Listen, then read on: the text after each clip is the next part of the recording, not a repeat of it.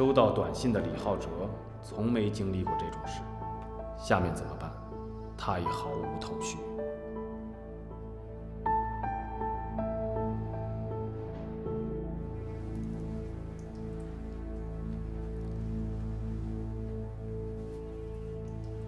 郑喜，你艳福不浅啊，那么多的女人愿意牺牲自己的色相来保护你，说说吧，你为什么要藏起来啊？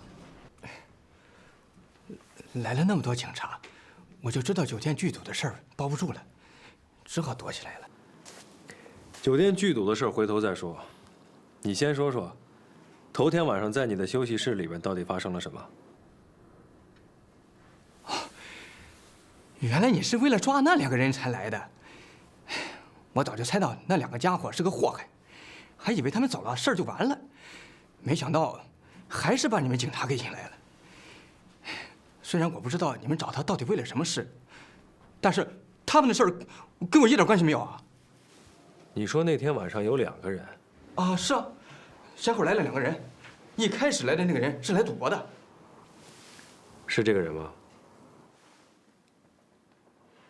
对，就是这个人。他的20万现金是不是被你拿走了？哎，没有，钱是被他自己输掉了。师傅，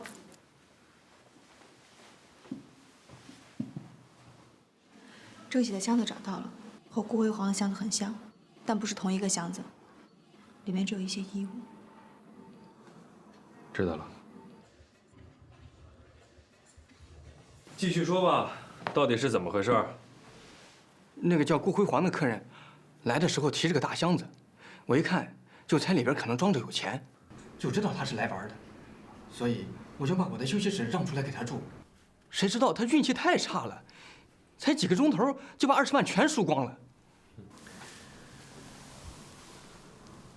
那另外一个人呢？当时我想找顾辉煌，问他要不要借点高利贷翻本。刚走到楼梯口，就看到这个人在敲他的房门。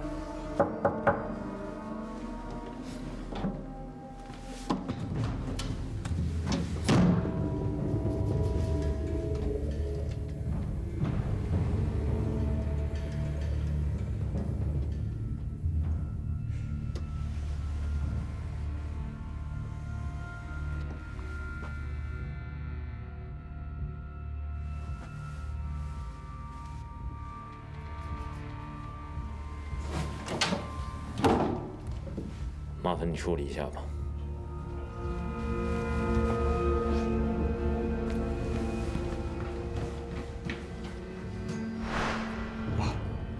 我看顾辉煌没事儿，我也就走了。你说跟你没关系，那你的那辆帕萨特是怎么回事啊？我也不知道，我的车一直停在停车场，第2天早上起来一看不见了。哼，你不会是想告诉我，你的车刚好就被偷了吧？这么巧？这怎么说呢？也不能算偷吧。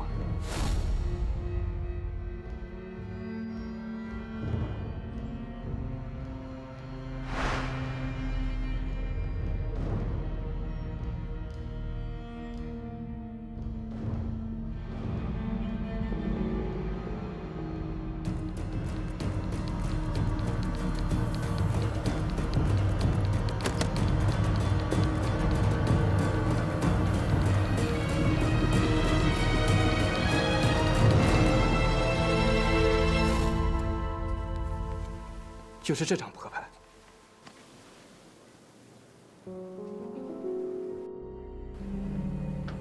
那箱子里有多少钱？足足有30万吧。哎，我那个车也就这个价儿，所以我也没再找。那个男人和顾辉煌在房间里说什么？你听见了吗？没有，门是关着的，我就听见里边拳打脚踢的声音，还有顾辉煌的惨叫声。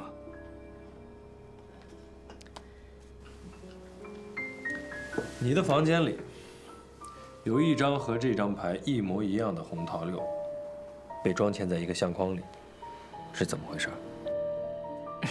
这个我真不知道，那个人走的时候就有了。那个人，你觉得是顾辉煌还是另外一个人？我也不清楚。我再问你一遍，你房间里边那张装在相框里的红桃六扑克牌是不是你的？警察同志，这真不是我的啊！这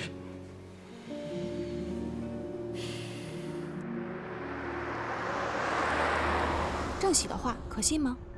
现在还不能完全相信。你去把郑喜的指纹和红桃六相框提取的指纹送去鉴定科，看看是否匹配。没有证据，我们不能随便抓人。当务之急就是赶紧找到齐慧茹。看来调查宝马730郑广福的线索要停一段时间了。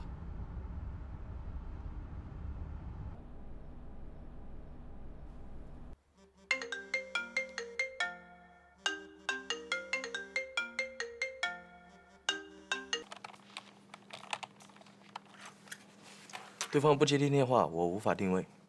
这部手机啊，一旦开机通话，你马上定位信号的位置，然后告诉我，我会24小时开机等你的消息。今天晚上就辛苦你了。明白，放心吧。哎，你不是放了我的假了吗？怎么还约我啊？约我来也不等我，俩人就开起小会来了。张艺林案子是目前所有跟红桃六有关的案子中留下线索最多的一个，所以必须要找到齐慧茹。小黄，要不你先去忙点别的事儿，我跟你师傅说几句话。成。那你跟他好好聊聊啊。好，姐。是我先走啊。哎，洪涛，坐。你俩就别装了啊，肯定有事儿吧？我问你啊，你对绑架齐慧茹这个事情怎么看？从目前掌握的情况来看，肯定不是杀人灭口。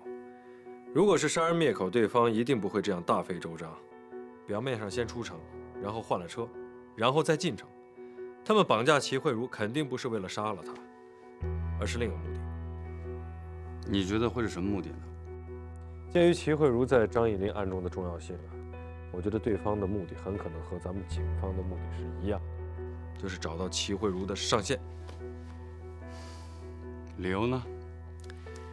张艺林嫖娼显然是有人精心组织的，组织的这个人，咱们姑且就认为他是齐慧茹的上线。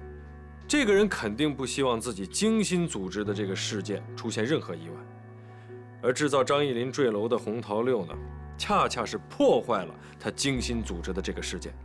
所以很显然，红桃六和这个组织是对立的。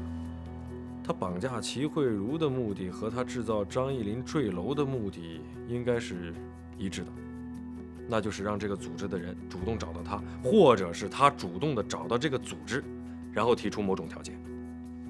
所以，我刚才让技术科的人拨打了齐慧茹的电话，只是没人接。所以我想，红桃六的目的可能就是想利用齐慧茹的这部手机和齐慧茹的上线或者是组织取得联系。我就让技术科的人24小时监听齐慧茹的这部手机，只要开机通话，我们就能定位到齐慧茹这部手机的位置。也许这样，咱们就能抓到红桃六。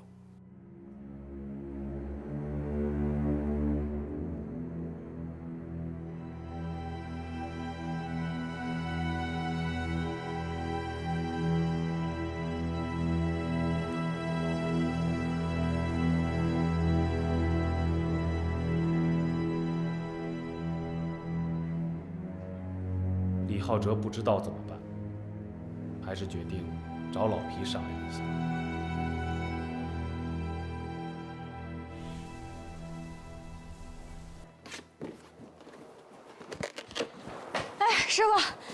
师傅，你让技术科盯的齐慧茹这个电话号码有情况了。什么情况？那个电话虽然一直没打通，但是技术员今早查了一下记录，昨天晚上这个号码给另一个号码发了不下50条短信。对方的号码查了吗？查了，是无证卡。走，看看去。哎。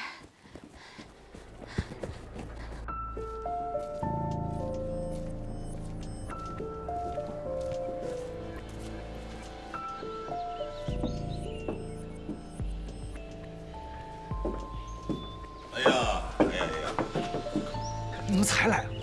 你神神秘秘的约在这儿见面，什么事儿啊？说正事儿啊。昨天有个手机号给贾明明的手机发了不下50个短信。这个人说他被公安盯上了，不想出事的话，让咱们打100万，让他远走高飞，否则鱼死网破。你手里贾明明的另一个手机没收到吗？没收到，给他回短信，告诉他就是你在国外，不方便啊，不理他。我的好师傅啊，对付一般人可以，但对付这种人肯定是不行的。贾明明有很深的黑势力背景，但是有多深，咱们不知道。咱们也不知道这个人跟贾明明到底什么关系。哎，万一这个人知道贾明明死了，而且是被咱们俩弄死的，这就不是100万的事儿了。你们才来啊？你神神秘秘的约在这儿见面，什么事儿啊？说正事儿啊。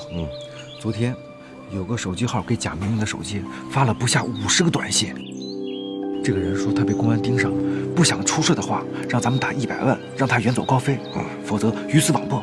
你手里贾明明的另一个手机没收到吗？没收到啊，给他回短信，告诉他就是你在国外，不方便啊，不理他。我的师傅啊，对付一般人可以，但对付这种人肯定是不行的。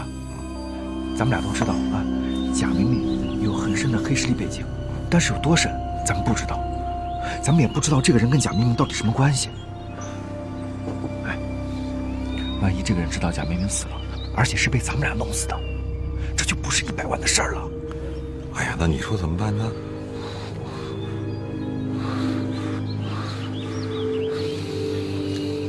给钱。你有这么多钱？我没有。贾明明有。你怎么知道贾明有这么多钱呢？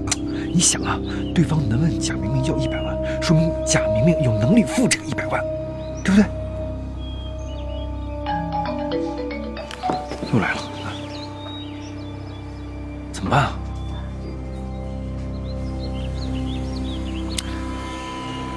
哎呀，那就试试。你看，齐慧茹的手机每间隔3、5分钟就会发出一条短信，而对方的手机则回的比较少。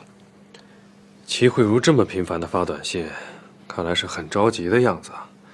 她只发短信不打电话，只有2个可能：第一就是怕咱们警方定位；第二就是她和对方互不相识，又不想见面。如果是怕咱们警方定位的话，她完全可以换另外一个手机号码和对方联系，但是她没有，那就只有一个可能：她和对方互不相识，只能靠这个手机号码互相信任，才能联系。什么意思？也许啊，我们可以利用这个漏洞，趁虚而入。不知所措的2个人，还是决定去银行看一看贾明明的银行卡有多少钱。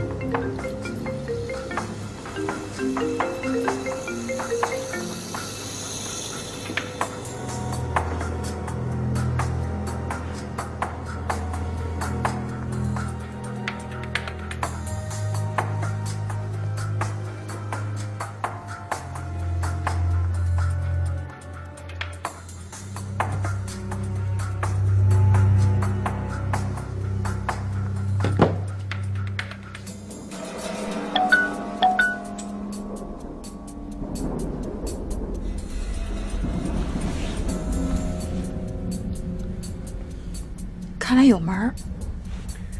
随时关注齐慧茹的手机号码和对方号码的通信情况。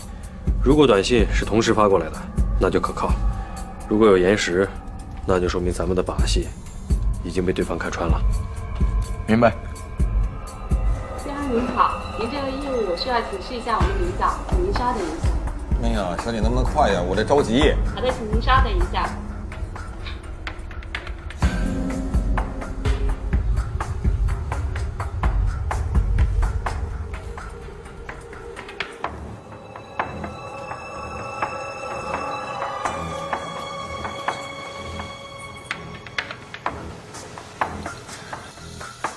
哎，能办吗？不能办算了，把卡给我，把身份证给我。先生您好，您这是我们的贵宾卡，您可以到我们贵宾室办理一下好吗？这么麻烦，算了，不办了，给我。这是您的卡，请收好。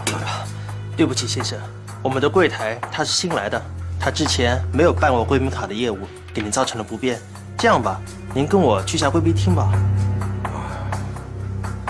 啊，很快我们就可以取到钱了。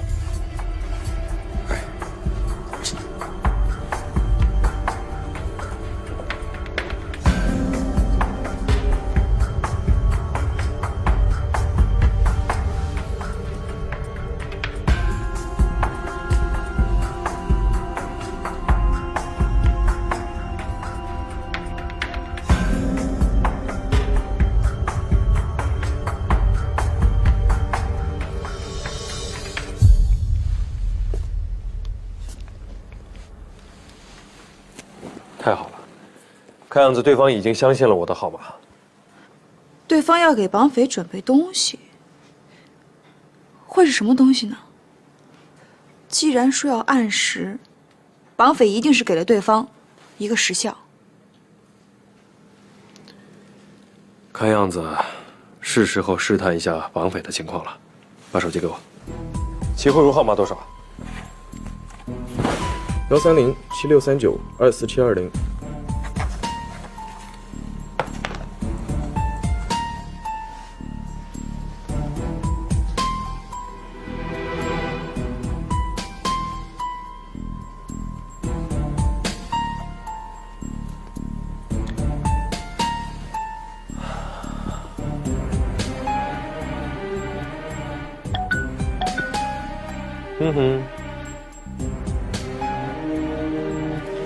齐慧茹那边也已经相信我了。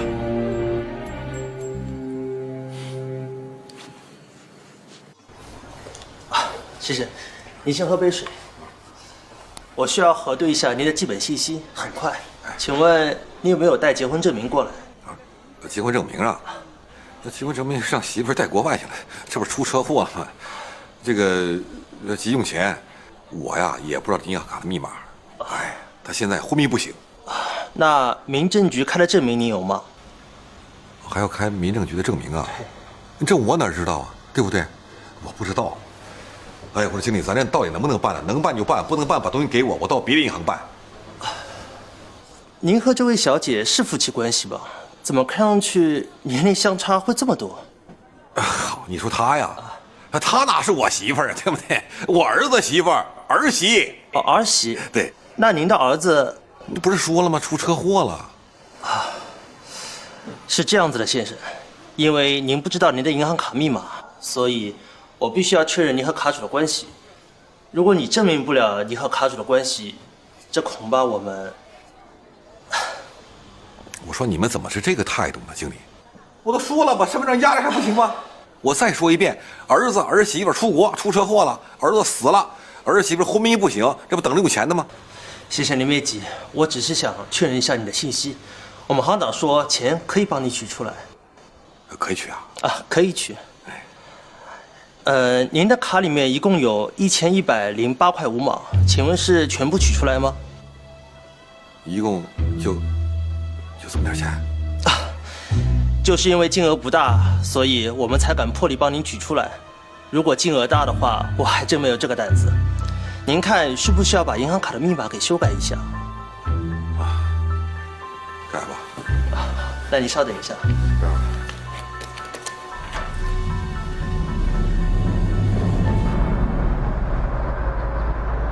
一直在打贾明明的电话，但他总是短信说在国外，不接电话。我看啊，他是有意在躲着我们。这个女人肯定有所察觉。要想尽快过去这道坎儿，得放学了。你去把那些钱准备好，打给贾明明。明白了。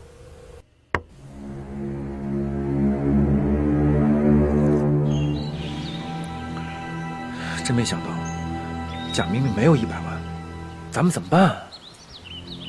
我觉得你说的对呀，贾明明肯定是有钱的，但是问题是，他这个钱藏在什么地方了？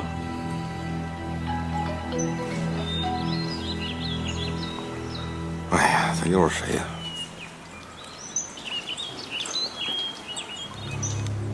浩哲，你看。这是什么？哎呀，100万！哎呀，们现在有100万了，他有钱了。对，有钱。行，走。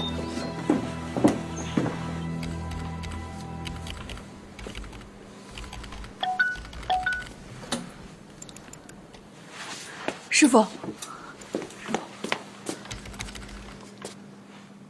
，100万已经给你准备好了，你把你的账号给我。看来所谓的东西就是钱啊。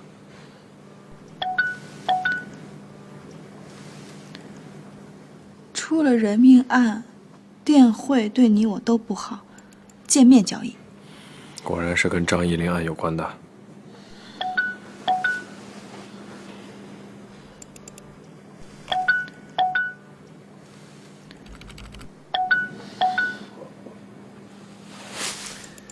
对方约了1点钟见面，走，出发。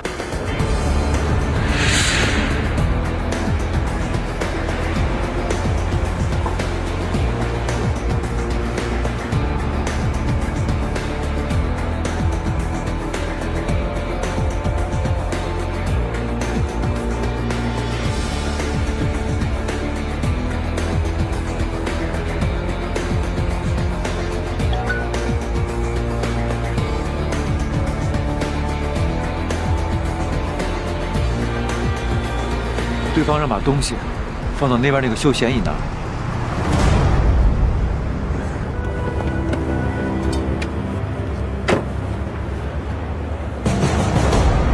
盯紧那个休闲椅。好。这么多钱，我真舍不得给。要钱要命。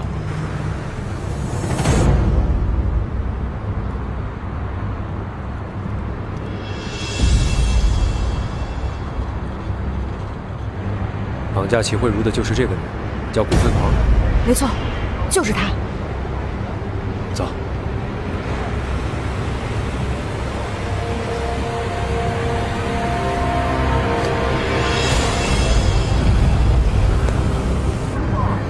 啊！有警察！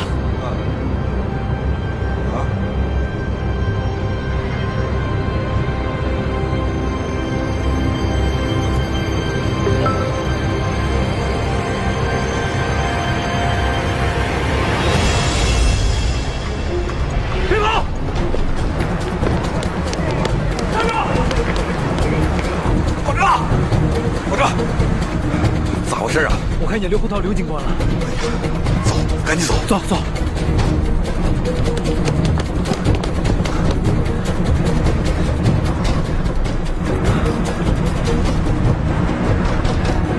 让他跑了，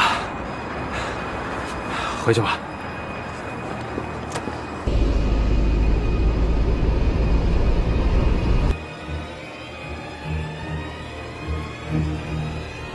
多谢你救了我。现在事儿还没完，留着你还有用。老皮和李浩哲本以为事情马上就要完结，但发现警察也出现在交易现场。慌张逃离之后，两人特别担心贾明明的死会被人发现。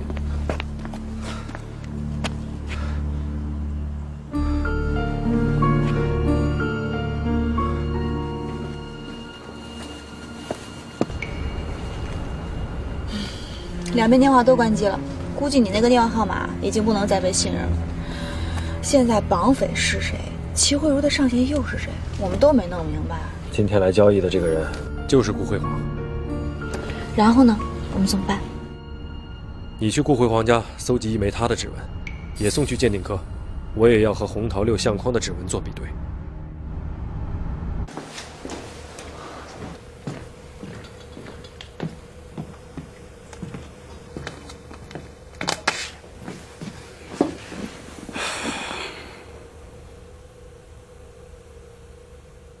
怎么就让嫌疑人跑了？你说，现在唯一的线索又中断了，你让督察的同志怎么想你啊？我已经让小黄去顾辉煌家采集指纹了，只要指纹和红桃6相框上的匹配，那我们就有证据了。现在就等顾辉煌和郑喜的鉴定结果了。你抓紧时间吧。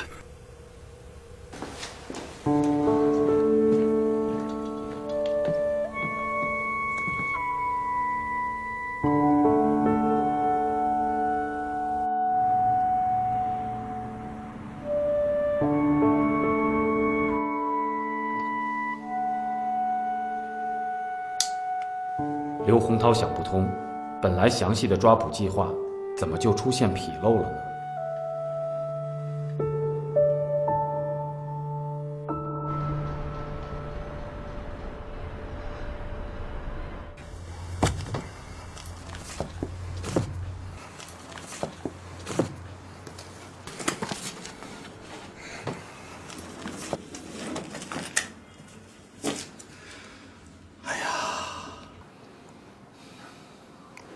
这么多钱，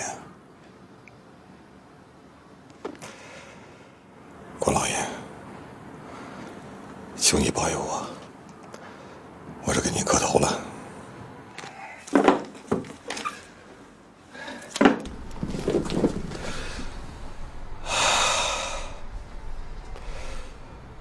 刀子里边的鸭子，不能让它飞了。这钱是我的。别拜了，再拜，这些钱还是要给人家的。给他？要我说呀，咱就把这个钱给他分了。然后呢？然后该干嘛干嘛呀？你觉得这件事就这么完了？啊？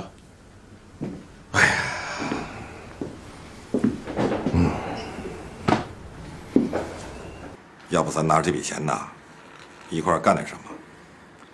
把我这个工作室呢改成法律咨询服务公司，咱们一块儿挣大钱。两个杀人犯，开个法律咨询公司啊？贾明明的事儿都过去了，就不提他了。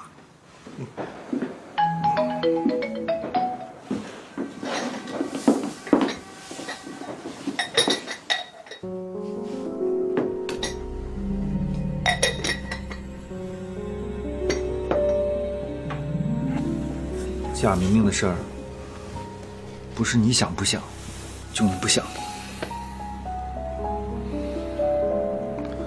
跟我要钱？哎呀！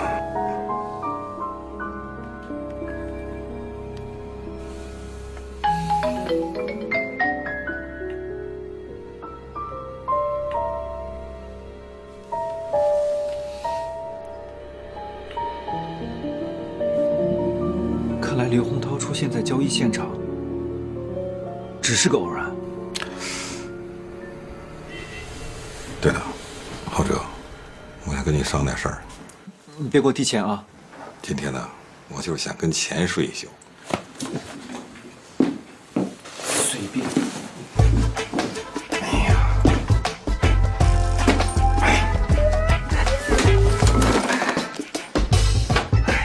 你干嘛呢？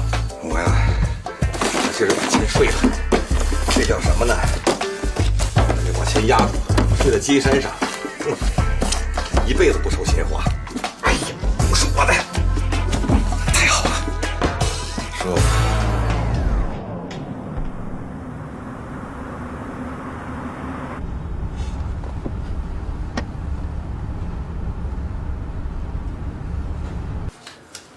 哎。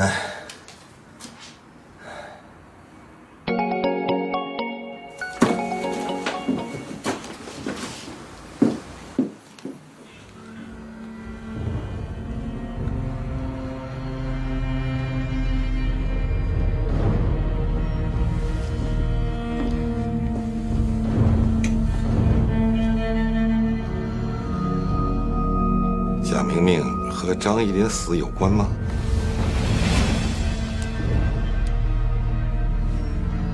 他说的这个人，就是刘洪涛让我指证的这个女人。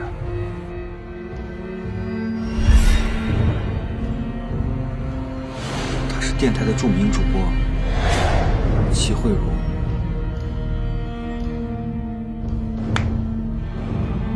跟咱要钱的，就是这个女人。完了。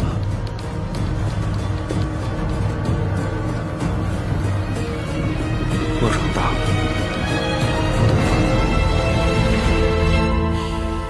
鉴定报告出来了，红桃六相框上发现的指纹不是郑喜，咱们的人在顾辉煌家发现了一份顾辉煌的体检报告和购房合同。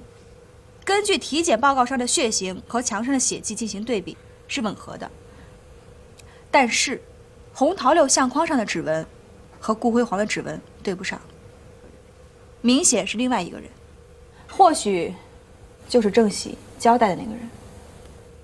到现在还是没有找到和指纹匹配的人。郑喜的那辆黑色帕萨特有消息吗？暂时没有。齐慧茹有下落没有？活不见人，死不见尸啊！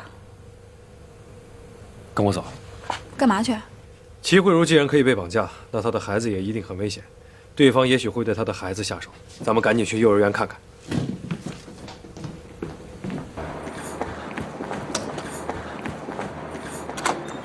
哎，等一下，等一下！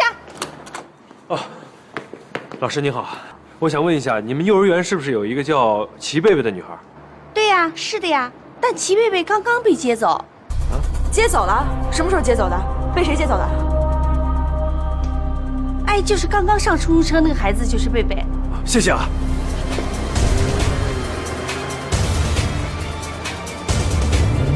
师傅，别干是别克。虽然车不怎么样，但你要相信我的车技，马上我就能把他拦下来。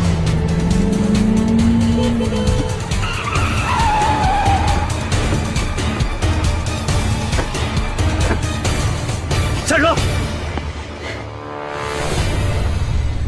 贝贝，别怕。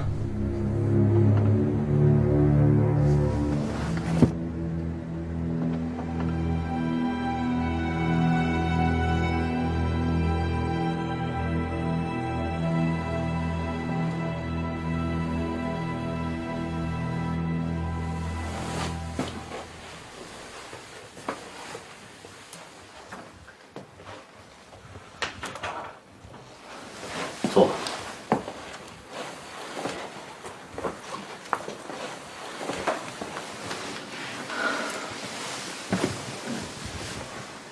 你说齐慧茹是你的前妻？是啊，我们离婚已经很多年了。齐慧茹失踪了，你知道吗？失踪了？这到底怎么回事？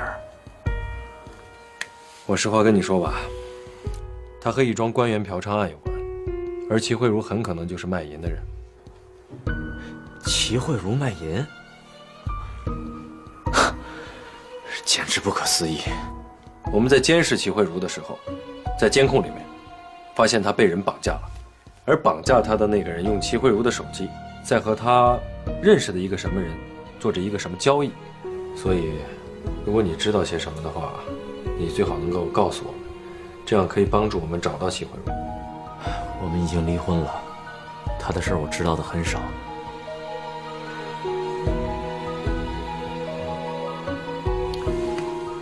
这个家你经常来吗？都离了，我还跑来干什么呀？那你有她的房门钥匙？没有，孩子那儿有一把。是谁让你去接孩子的？齐慧茹啊，她上午给我打电话，说今天周末她有事接不了孩子，让我来接。上午？你确定是上午吗？齐慧茹被绑架了，怎么可能给你打电话让你接孩子呢？哎呦，我骗你们干嘛？你们看，这儿有我们俩的通话记录。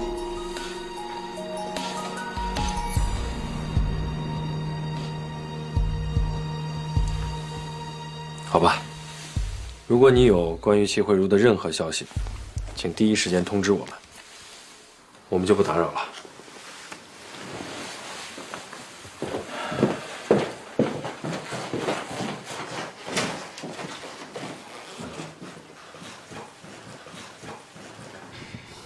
回局里吗？哪儿也不去，就在这等着。等着？什么意思？我刚才在齐慧茹家看见他们家浴室的水龙头正在滴水，玻璃上全是水蒸气，这说明什么？有人洗过澡。他的孩子整天寄宿在学校，郭永刚又不经常来这里，而且他还没这里的钥匙，怎么会有人刚刚在这里洗过澡呢？齐慧茹回过家。只有这一个可能。你还记得我跟你分析过齐慧茹被绑架时候的那段视频吗？嗯，那个车停在齐慧茹身边，刚刚落下车窗的时候，齐慧茹做了一个向前凑近一步的动作。所以我怀疑，车里的这个人，齐慧茹一定是认识的，而这个人很可能就是郭永刚。绑架事件，也是他自导自演的。哦，师傅，我知道了，你的意思是，郭永刚知道齐慧茹在哪儿？聪明了。哎，所以我们从现在开始要24小时盯着他。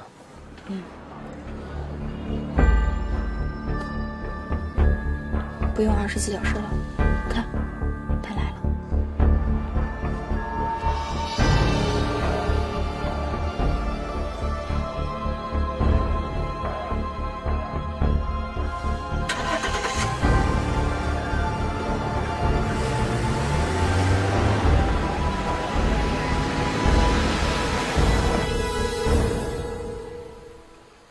100万已经打过去了，可是蒋明明还是不给回复。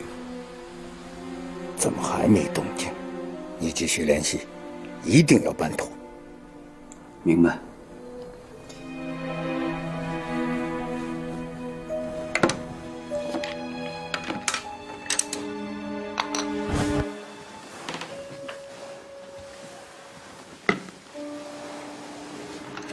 公安局找过你了。是吗？等这件事情结束了，我就带着你和孩子走，我们去一个没有人认识我们的地方，重新开始生活。以前的事就让它过去吧。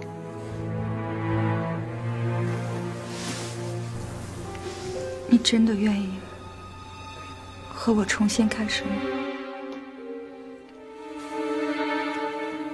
慧茹，我从来就没有放弃过我们的婚姻。你再坚持一段时间，我们马上就可以走了。记住，我都是为你和孩子好，所以你一定要老老实实按我说的去做啊！我听你的。好，快吃饭吧。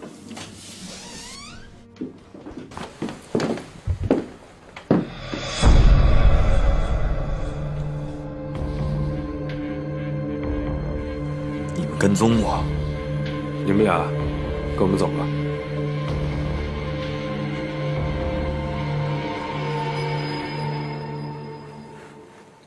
说吧，那天晚上在张艺林房间里的，是不是你？是我。那是谁给你介绍的生意？是怎么介绍的？有一个叫贾小姐的人给我介绍的生意，我们是在网络上认识的。他听说我想做，便介绍生意给我。这个贾小姐是什么人？你跟她见过面吗？我没见过她。那你对这个贾小姐了解多少？比如说，她是怎么管理自己的卖淫组织的？我对她的事一无所知。我只是需要钱而已，所以平时我们都只是用手机短信联系。他把客人的房间号和时间发给我，我去就行了。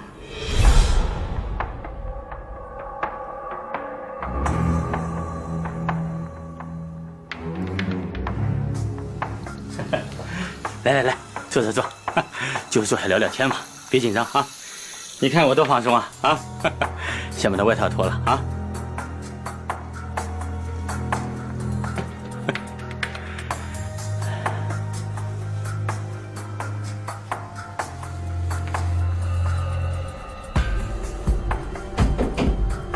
把门给我打开！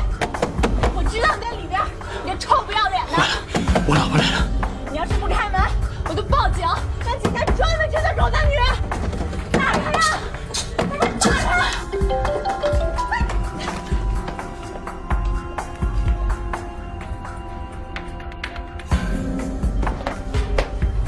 我打开门，撞开他之后，就趁机跑了。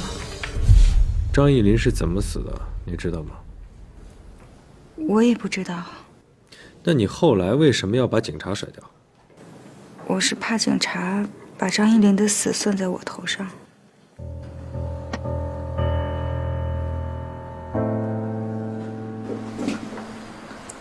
昨晚那个人又发短信了，他说咱们要搞不定那个女的，他就搞定咱们。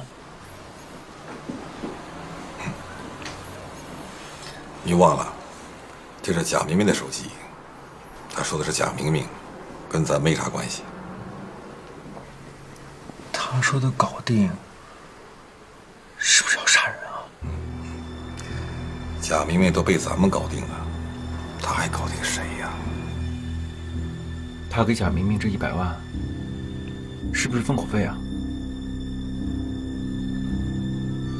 应该是。那我们怎么办？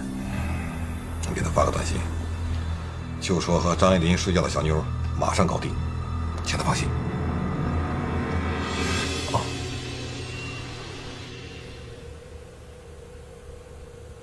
贾明明说那个女人很快就能搞定，让他尽快的把事情办好。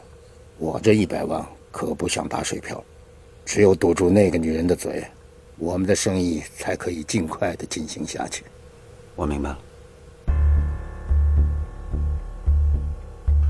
那绑架你的人是怎么回事啊？我也不知道。绑匪是这个人吗？我没注意，他用头套套住了我的头，我什么都看不到。但我能感觉到他拿走了我的手机。绑匪是怎么知道你的手机里面有贾小姐的联系方式？这个我也不知道，我还以为他是贾小姐派来杀我的。那你告诉我，你后来是怎么回的家？后来，我感觉他把我弄到了一辆车上，车开了很久，然后他把我从车上弄出来，放到路边，解开我身上的绳子就走了。我拿下头套的时候，看到一辆黑色的帕萨特刚刚离开，我害怕他再回来找我，就给我的前夫打电话，让他到学校接一下孩子。我就回家冲了个澡，可是觉得家里也不安全，就在外边找了个地方躲了起来。也就是说，贾小姐是什么人，绑匪是什么人，你什么都不知道。我能告诉你们的只有贾小姐的电话号码。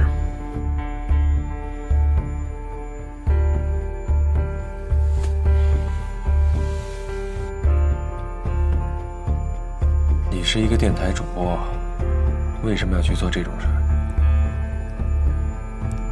可以不回答吗？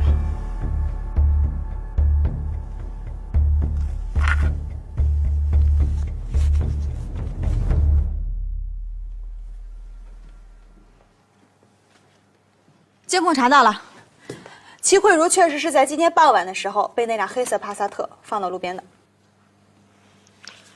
这件事你怎么看？绑匪发现咱们盯上这件事儿了，钱也拿不到了，于是就把齐慧茹放了呗，钱也不要了。绑匪不要，我们就冒充绑匪继续要。怎么冒充啊？手机短信的把戏不可能用第二次了。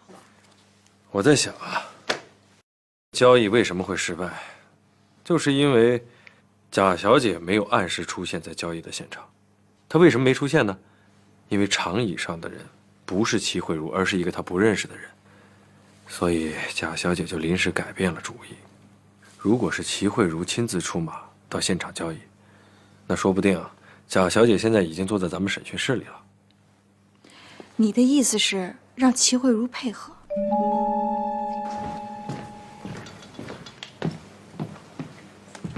说说吧，现在什么情况？这次抓贾明明的行动，估计是因为齐慧茹不在现场，让贾明明起了疑心，所以才失败的。我现在有个大胆的想法，继续让齐慧茹引出贾明明，然后我们顺藤摸瓜，进而找到洪涛六。行了，我知道了。这事你去办吧。我可以拒绝吗？为什么？该交代的我都交代了，你们要怎么处理，我都认。但我不想再跟那个贾小姐有任何关系了。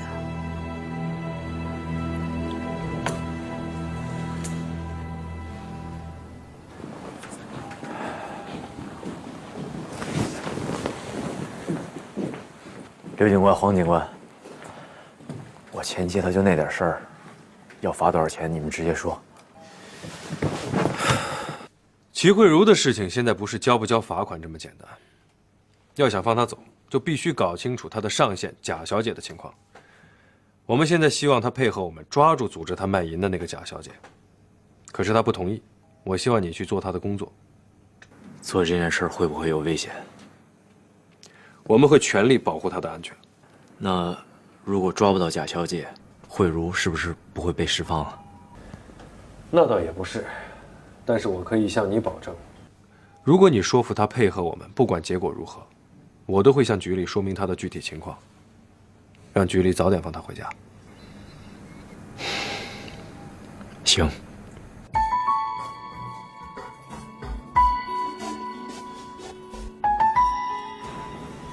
孩子还好吗？好着呢，我带他去了游乐园，他都玩疯了。那就好。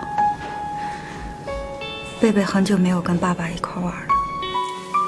我知道，这些年我愧对了你，我很后悔。慧茹，等你完成任务了，咱们马上就走。好。我同意配合警方完成任务，但我有个条件。你说，他们听着呢。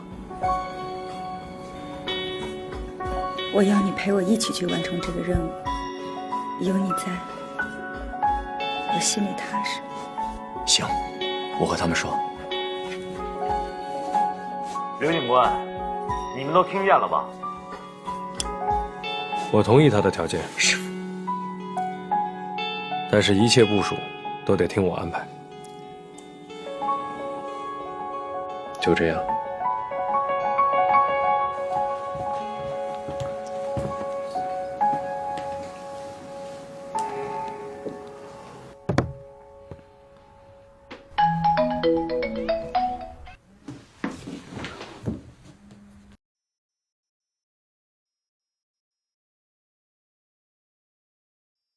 那我们怎么办？看来是躲不掉了。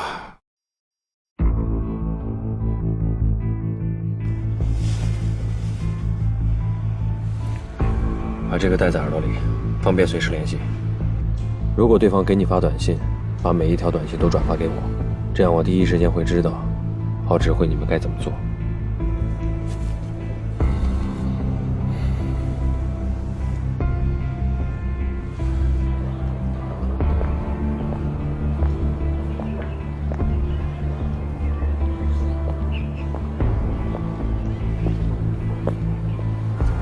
给他们发一短信，就说我们已经到了。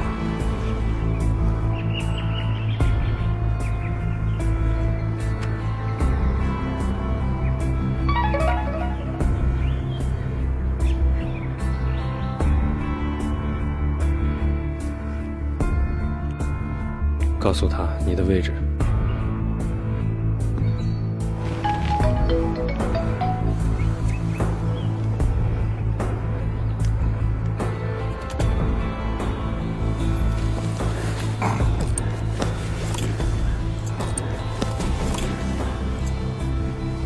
上次是我，这次该你了。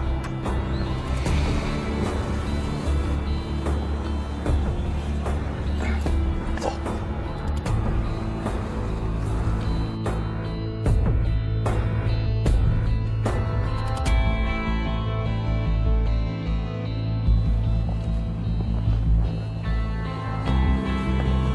哎呀，这大半天的，怎么没看着人呢？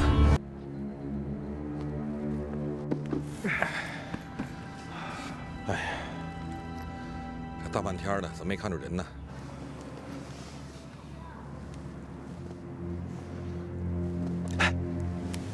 就那个女人。哦，就是这个人啊。先等等，给他发个短信，告诉他到前面白坊小广场那里。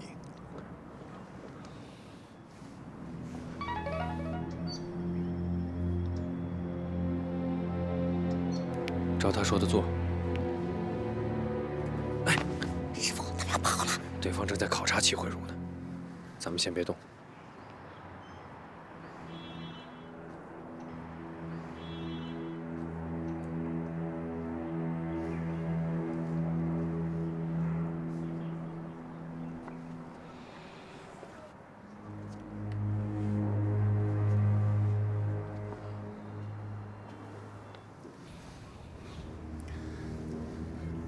再给他发一短信，告诉他离开那儿，去新湖公园。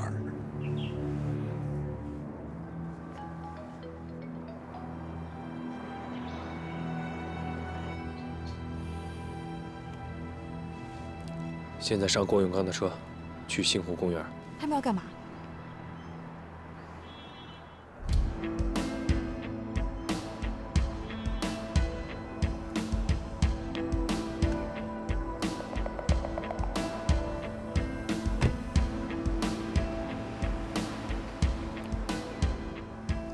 走，咱们去新湖公园。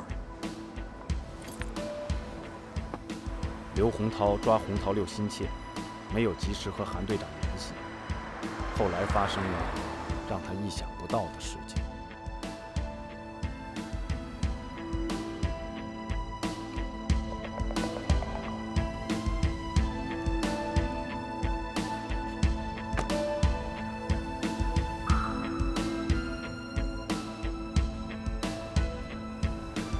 刘警官，你在哪儿啊？我现在应该怎么做？我们就在你身后不远的地方，给他发短信，说你已经到了，问他在哪里。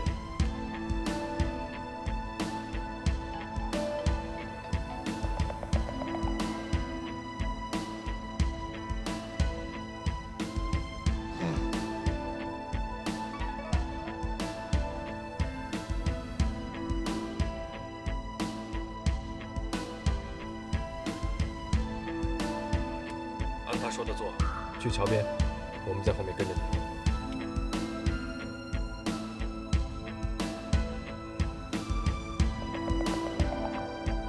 走，在这儿。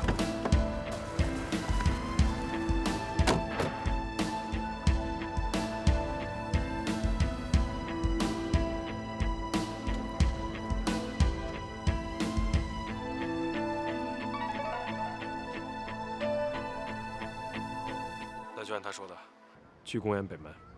哎，公园北门太空旷了，跟紧了会被发现的。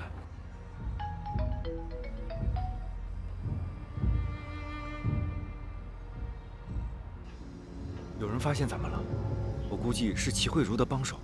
咱们现在怎么办？也不知道怎么发现咱们的。那咱就照他说的做吧，赶紧解决这事儿。走，把钱留下之后，两人终于松了一口气。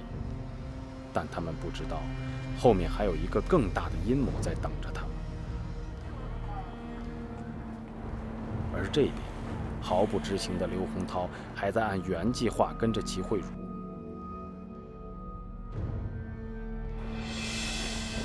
齐慧茹，齐慧茹，你听见了吗？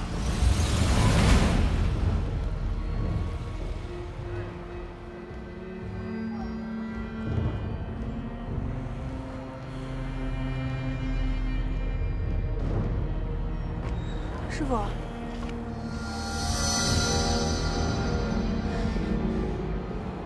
现在，刘洪涛才明白，事情远没有他想象的这么简单。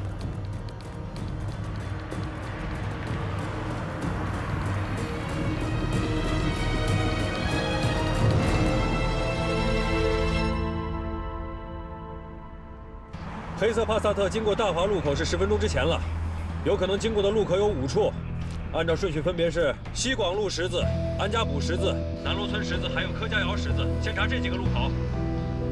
哎，有了，嫌疑车辆是从柯家窑10字往西上了308国道。明白了，他跑不了。小黄，你速去308国道拦截黑色帕萨特，我去另一个路口，以防万一。我担心他会用和上次一样的计谋，中途换车来误导我们。明白。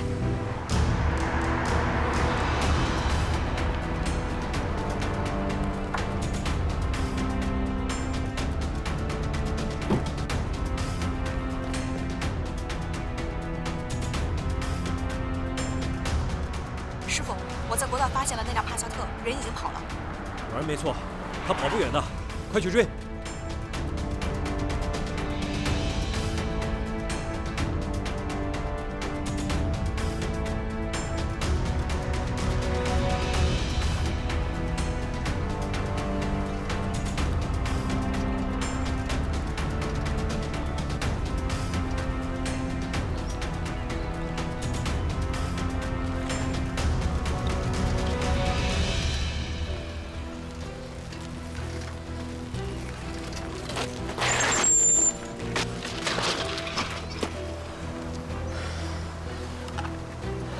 蹬啊，使劲蹬啊！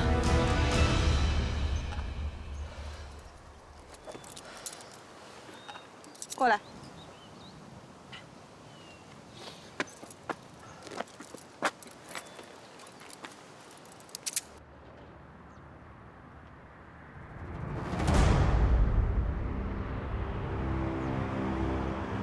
停车！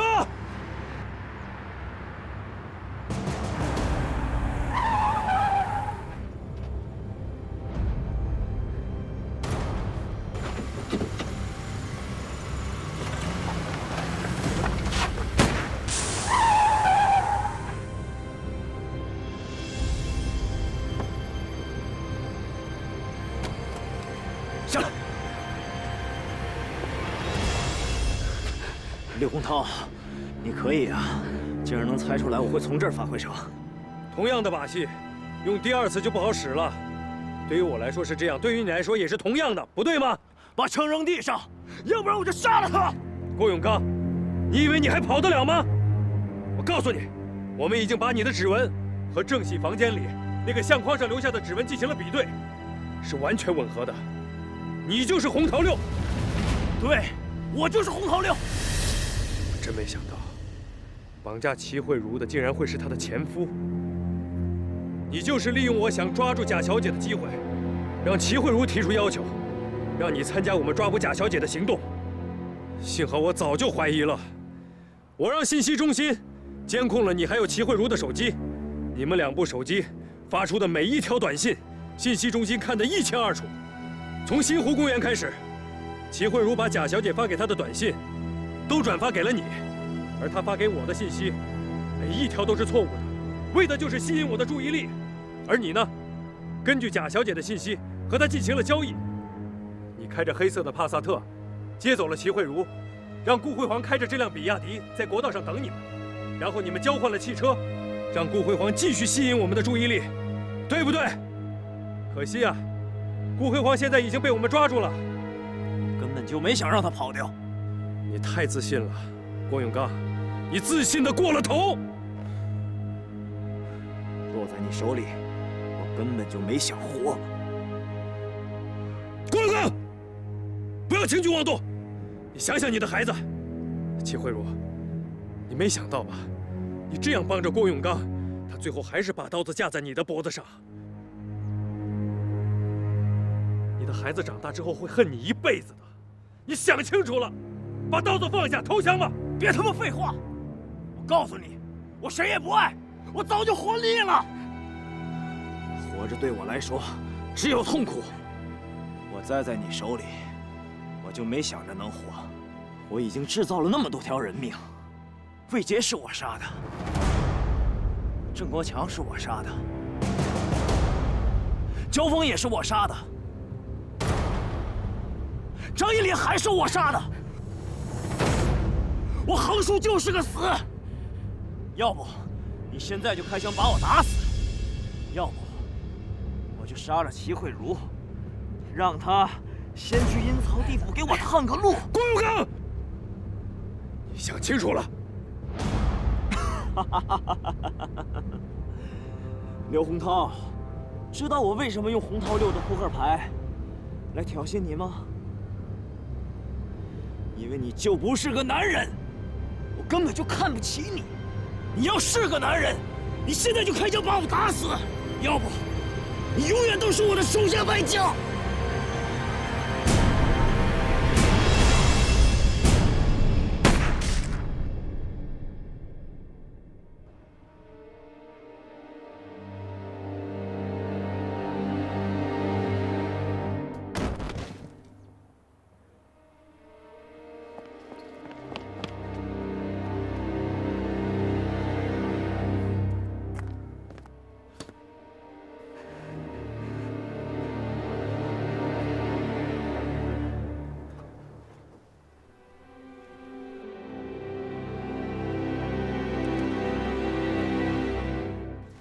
你怎么不等支援你就开枪？你知不知道郭伟刚的重要性？他很可能就是洪涛6。以当时的情形，我根本没有选择的余地。不过郭永刚肯定不会死，我打中的是他右肩肌肉的部分，那里没有什么脏器和动脉。我要求马上审讯齐慧茹和顾辉煌。审讯的事儿你就不要掺和了，我跟小黄去就行了。你抓紧时间再写一份详细的报告，越详细越好。你就等着这个审查小组的询问吧。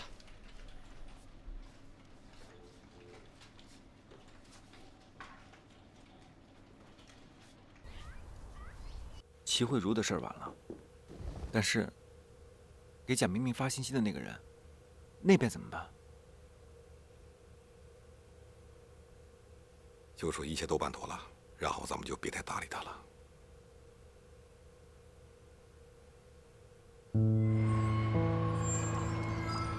你说这个人，贾明明钱是收了，但还是不肯露面。看来他不想把老板的东西交出来。既然这样，就别怪我不客气了。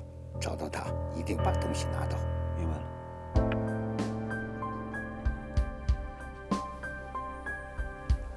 齐慧茹，说说郭有刚的事儿吧。他的事儿要从我们结婚的第1年开始说起。那时候他搞建材生意挣了些钱，然后他就拿着钱跑去澳门赌博，一开始赢了些钱，然后他就越玩越大，越陷越深，后来越输越多，就着了魔似的往澳门跑，生意也不做，家也不顾。有一回，整整半年才回来一次，回来就把家里的生意给转让了，把家里值钱的东西也卖了，拿着钱又跑去了澳门。之后又过了半年才回来，一回来就跟我提出了离婚，一晃就是5年。我以为他都死了。这些年，我一个人带着孩子生活得很艰难，我也是没办法才干起杰克的生意。可我没想到厄运才刚刚开始，他没死，竟然回来了。我也不知道他从哪儿听说，土地局副局长张义林在跟我进行那种交易的时候坠楼死了。他也不问我为什么干这个，就让我管我的上线要钱。等等，你是说他一回来就知道你跟张义林的事情？是。不是你主动告诉他的？不是。这点很重要，记下来。你继续说。一开始我不同意，他就拿孩子威胁我，我还是不同意，他就走了。可我没想到他会绑架我，他拿走了我的手机，直接跟贾小姐联系。可是因为你们警方干涉，他并没有成功。你的手机能联系上你的上线贾小姐，是你告诉她的吗？不是，他好像自己就知道。这点也很重要。接下来，他放你走的时候，你已经知道他要去做什么了，是吧？他说：“你们一定会利用我去抓贾小姐。”然后他就利用这次机会拿到这笔钱，带着我跟孩子远走高飞，重新开始生活。我很傻很天真的相信了他的话，就答应帮他完成这次任务。可我没想到会是这个结果。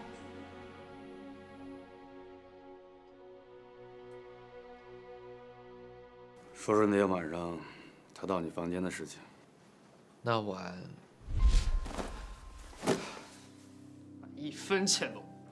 前些年，我让你赌，我在澳门赌钱输了一屁股的债。我原本想拿这20万去赌，要是赢了，就把20万还给公司。可是没几个小时，那20万就被我输光了。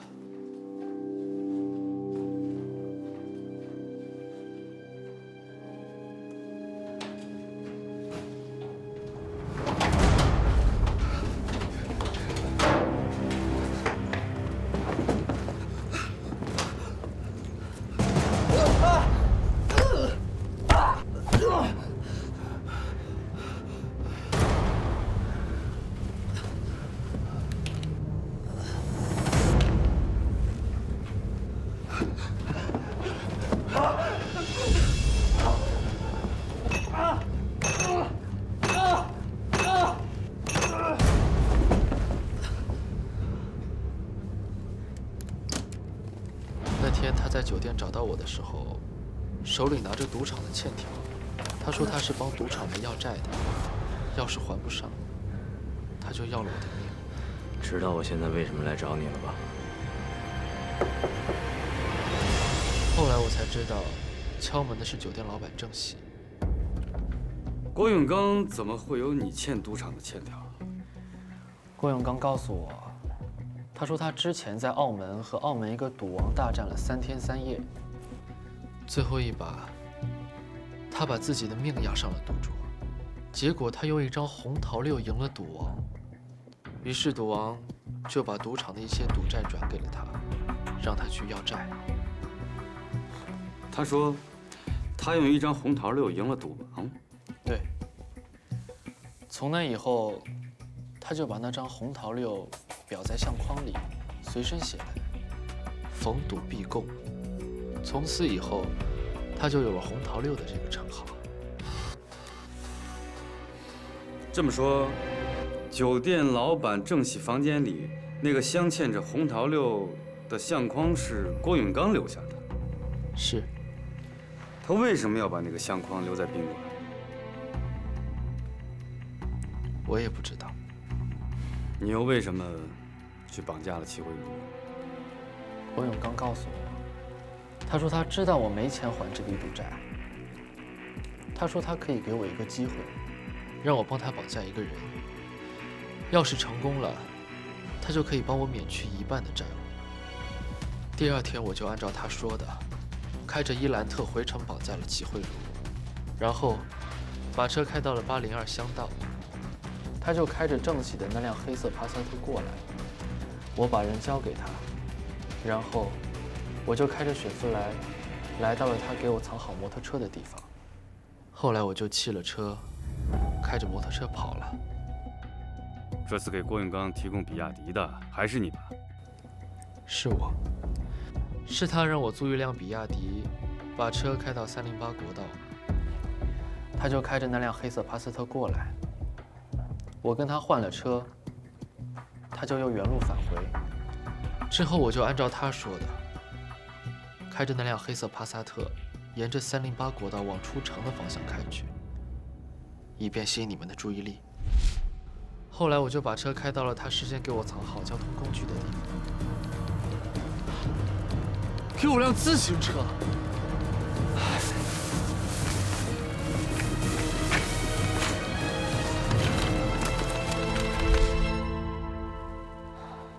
后面的事情，你们就都知道了。